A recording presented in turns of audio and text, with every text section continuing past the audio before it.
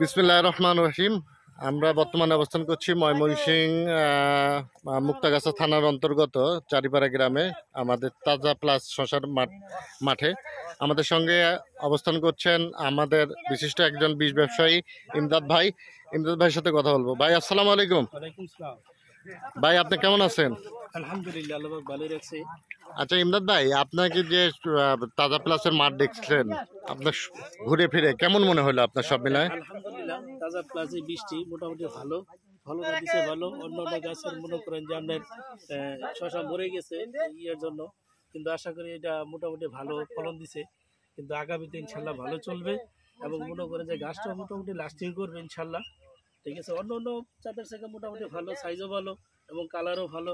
আশা করি কৃষক ভালো ফলন পাবে ইনশাল্লাহ। আর যদি মনে করেন যে দামটা একটু ভালো থাকে তাহলে কৃষক লাভবান হবে, এবং মনে করেন যে কৃষক লাভবান হলে দোকানদারও লাভবান হবে, এবং মনে করেন যে ওই মালিকরাও মনে করেন যে বীজ যারা মালিক তাদেরও মনে করেন যে মুনাফা আসবে।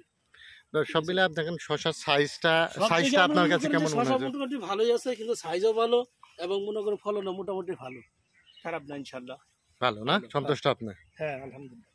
তাহলে আপনি অবশ্যই কৃষকদের মাঝে ভালো জাতের শশাটা উঠাই দিবেন, এটা আমরা প্রত্যাশা করি ইনশাল্লাহ।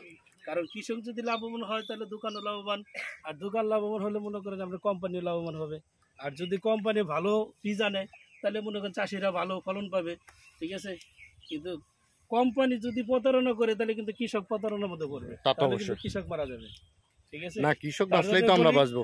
যে কোম্পানি যারা করে তারা ভালো বীজ আনবে, বীজ আনে মনে করেন যে আপনার ইয়েরে দিবে, কৃষকরে দিবে, তাহলে কৃষক যদি ফলন পায় তাহলে দেশের উন্নতি হবে।